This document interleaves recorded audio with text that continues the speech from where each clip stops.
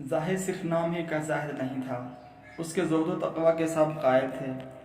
اس نے 20-25 برس کی عمر میں شادی کی۔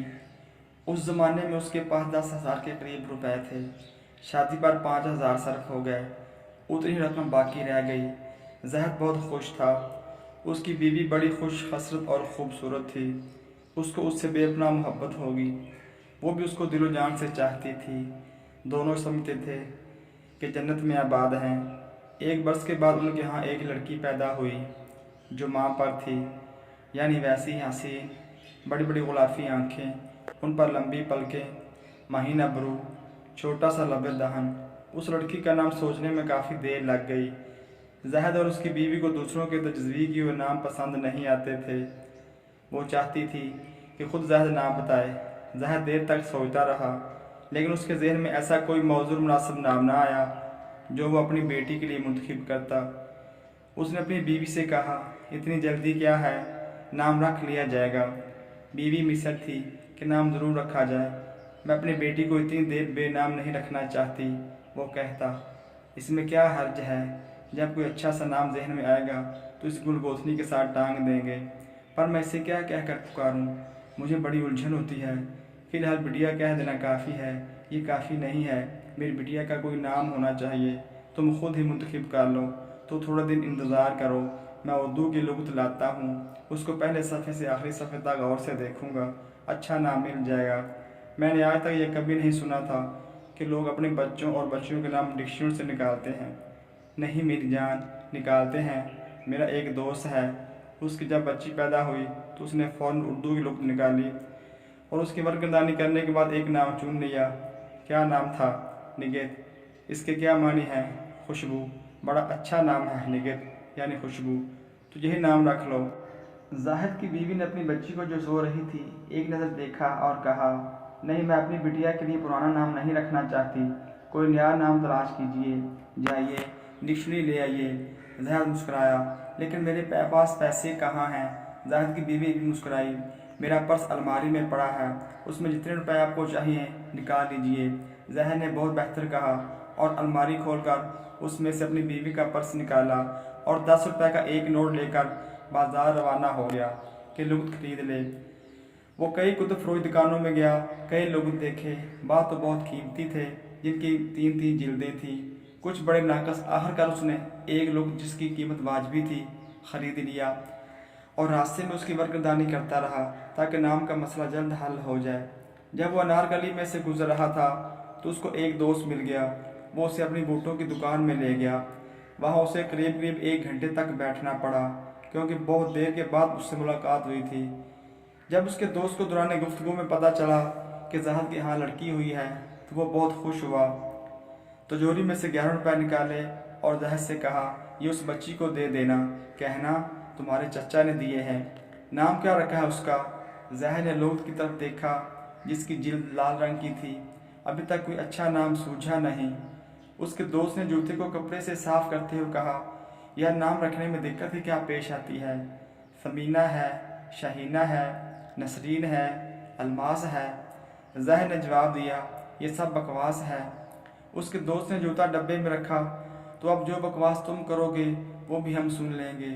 اس کے بعد اٹھ کر اس نے زاہد کو گلے سے لگایا، خدا اس کی عمر دراز کرے، نام ہو نہ ہو اس سے کیا فرق پڑتا ہے۔ زاہد جب دکان سے باہر نکلا تو اس نے سوچنا شروع کیا کہ واقعی نام میں کیا رکھا ہے۔ خیراتی کا مطلب یہ تو نہیں کہ وہ بڑی خیرات کرتا ہے۔ ایندھن کیا بلا ہے، اور گھسیٹا کیا، اسے لوگ گھسیٹنا شروع کر دیں، اور یہ اردو شفراتی۔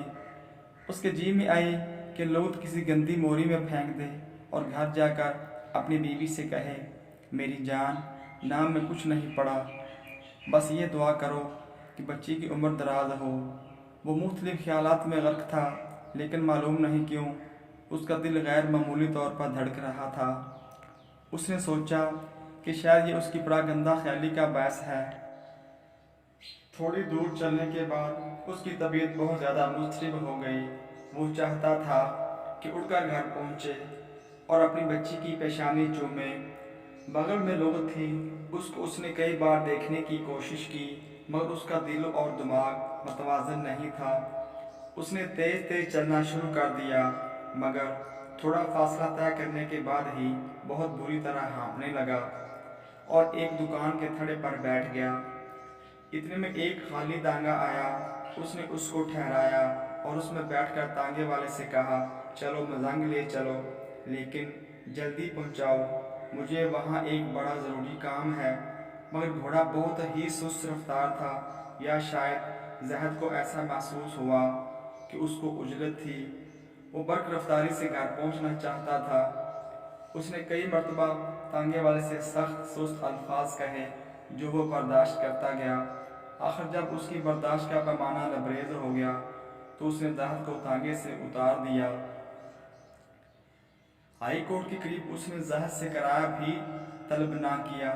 زہد اور زیادہ پریشان ہوا، وہ جلد گھر پہنچنا چاہتا تھا۔ وہ کچھ دیر چوک میں کھڑا رہا، اتنے میں ایک پشاوری تانگا آیا، اس میں بیٹھ کر وہ مزنگ پہنچا، کرایہ ادا کیا اور گھر میں داخل ہوا۔ کیا دیکھتا ہے کہ صحن میں کئی عورتیں کھڑی ہیں جو غالباً ہمسائی تھیں۔ وہ دروازے کے پاس رک گیا۔ ایک عورت دوسری عورت سے کہہ رہی تھی، مشکل ہی سے بچے گی بیچاری۔ تشدد کے یہ دورے بڑے خطرناک ہوتے ہیں۔ زہد ان عورتوں کی پرواہ نہ کرتے ہوئے دیوانہ وار اندر بھاگا اور اس کمرے میں جا پہنچا جہاں وہ اور اس کی بیوی رہتے تھے۔ اندر داخل ہوتے ہی اس نے اپنی بیوی کی فالک شگاف چیخ سنی۔ اس کی بٹیا دم توڑ چکی تھی اور اس کی بیوی بے ہوش پڑی تھی۔ زہد نے اپنا سر پیٹنا شروع کر دیا۔ ہمسائیاں پردے کو بھول کر بے اختیار اندر چلی آئیں اور زہد کو اس کمرے سے باہر نکال دیا۔ ایک ہمسائی کے شوہر کے پاس موٹر تھی، وہ ایک ڈاکٹر لے آیا۔ اس نے زہد کی بیوی کو ایک دو انجیکشن لگائے جن سے وہ ہوش میں آ گئی۔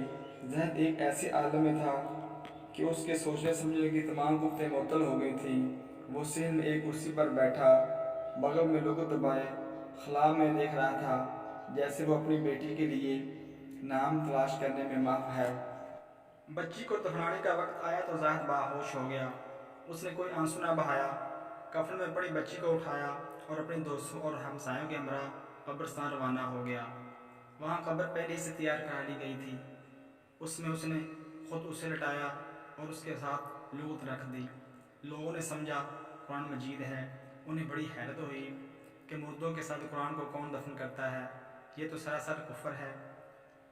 لیکن ان میں سے کسی نے بھی زہد سے اس کے متعلق کچھ نہ کہا، بس آپس میں خسر خسر کرتے رہے۔ بچی کو دفنا کر جب گھر آیا تو اسے معلوم ہوا کہ اس کی بیوی کو بہت تیز بخار ہے، سرسام کی کیفیت ہے۔ فوراً ڈاکٹر کو بلایا گیا۔ اس نے اچھی طرح دیکھا اور زاہد سے کہا، حالت بہت نازک ہے، میں علاج تجویز کر یہ دیتا ہوں، لیکن میں صحت کی بحالی کے متعلق کچھ نہیں کہہ سکتا۔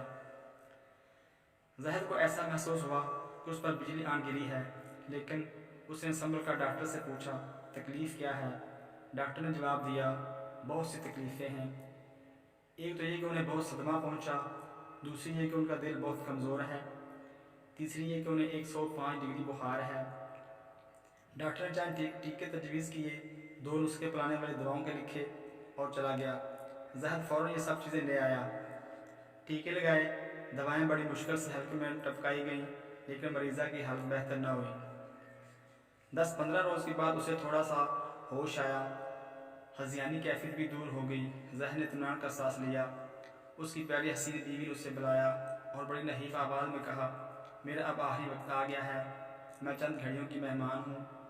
زاہد کی آنکھوں میں آنسو آ گئے۔ کیسی باتیں کرتی ہو تمہیں خدا نخواستہ اگر کچھ ہو گیا تو میں کہاں زندہ رہوں گا؟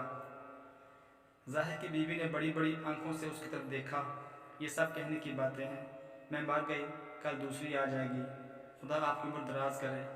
اور اس نے ہچکی لی اور 1 سیکنڈ کے اندر اس کی روح پرواز کر گئی۔ زاہد نے بڑے صبر و تحمل سے کام لیا۔ اس کے کفن دفن سے فارغ ہو کر وہ رات کو گھر سے باہر نکلا اور ریلوے ٹائم ٹیبل دیکھ کر ریلوے لائن کا رخ کیا۔ رات کو 9:30 بجے کے قریب ایک گاڑی آتی تھی۔